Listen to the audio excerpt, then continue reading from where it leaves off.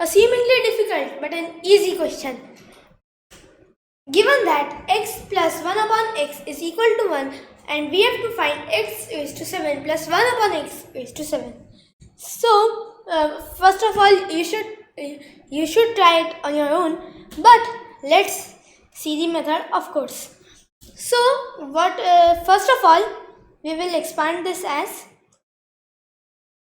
x square plus 1 upon x is equal to 1, and also x square minus x plus 1 is equal to 0.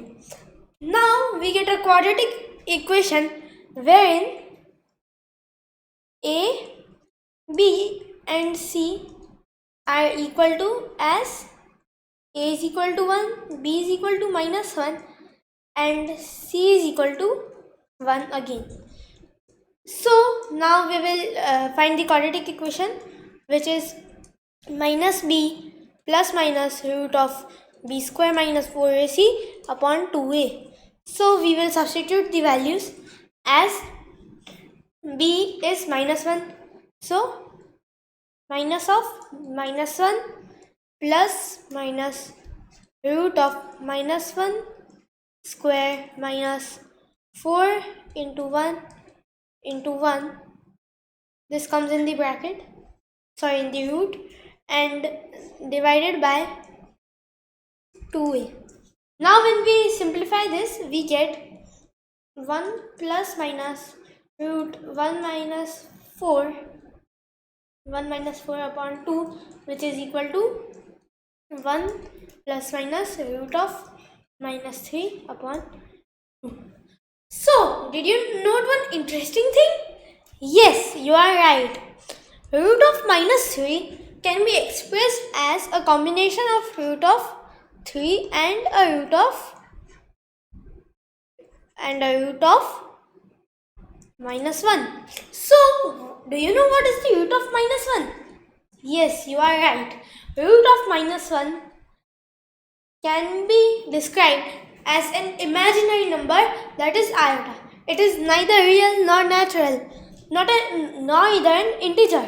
So, do you know how many types of numbers are there?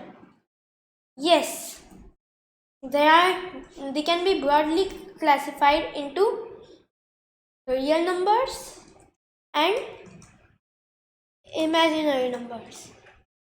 So, iota is an imaginary number, whereas numbers such as 3, 4, minus 1, root 4, root 5, pi, etc. they can be classified under the subheading of real number. So, iota is an imaginary number and it can be defined as the root of minus 1. So, you can say that the third root of minus 1 is equal to minus 1, but there are two more solutions. These are minus 1, minus of omega, and minus of omega square. We will see upon this a little later. But first of all, we saw that root of minus 1 is iota, which is imaginary. So, till now you must have known two signs, that is minus, plus, and here we have the third sign, that is the square root of iota. So, what do you think the sign would be? If it were the square root of 1, it would be 1, of course. So, the sign is positive, it remains. But we got a new sign denoted by iota. Now, a more interesting thing we will just look upon. So, as I said, root of minus 1 has how many values? Yes, 3. And again, the root of 1 plus 1. How many values does it have? You must say it as 1, that is 1.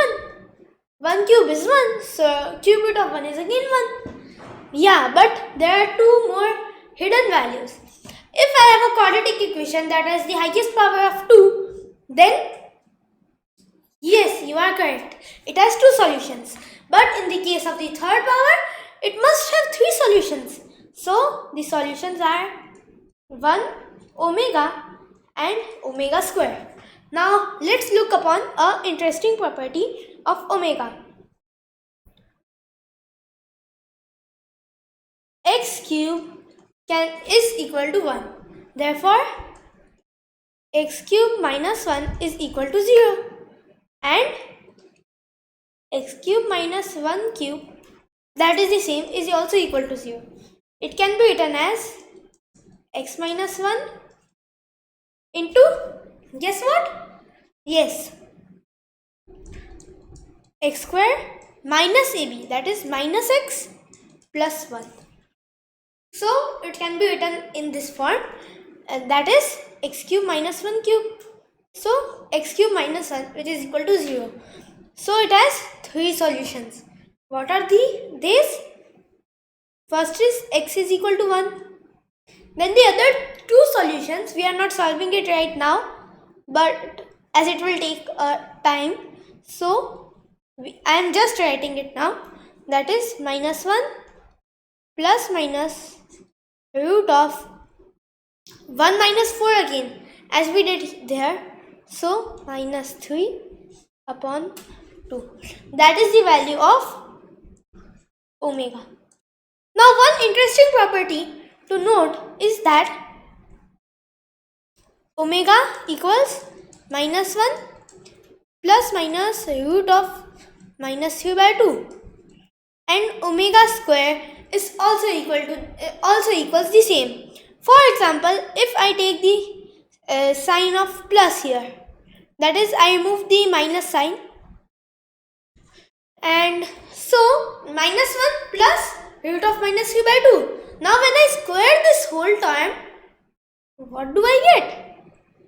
Yes, I get the same answer, but I get the minus sign instead of that. Doesn't it seem interesting? So let's try it. If you don't believe, so we get, first we will take it as plus minus 1 plus root of minus 3 upon 2 the whole square, which is equal to a square 1 plus b square, so minus 3. Why?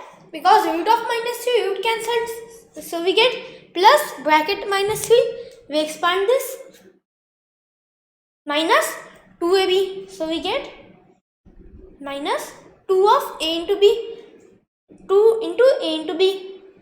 Am I correct or not? Yes.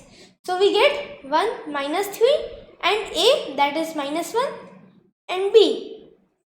So 2 into minus 1 into root of minus 3, isn't it? Upon 4. So we get minus 2 minus 2. Yes, you can see that the root, you can see it here also, of course. That is root of minus 3 upon 4 cancelled, which is equal to minus 1 minus root of minus 3 upon 2. So we saw, now you can do the same with the minus sign in omega. So in omega square you will get the plus sign. Now the next step is to identify that the solution we got here, that was this. Where has it gone?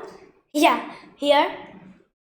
So this solution we found is, do you think it is related to omega? Yes, you are correct.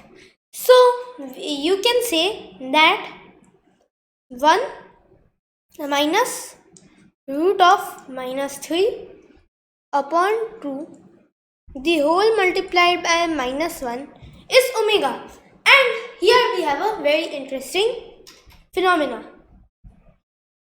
So what do we do is, first of all, we see that when we multiply this number, we will take only one of the signs.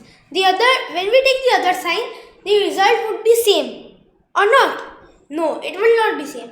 If in this solution we get omega, then in the other solution we will get omega square.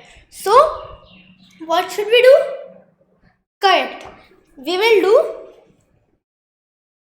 square of this to get the omega square, and we saw it just now. The sign changes. So we get omega, that is minus 1 plus minus root of minus 3 upon 2.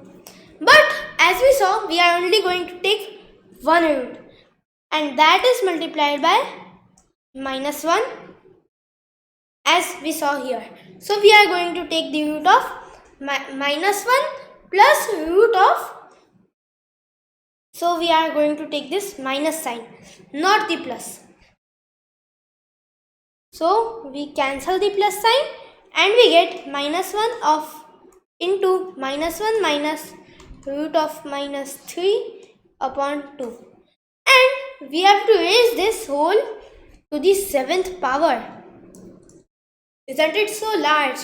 Yes, so we will split it obviously.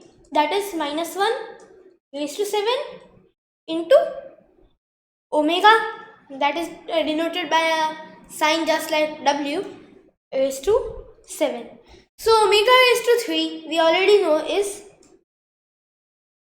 omega cube is equal to 1.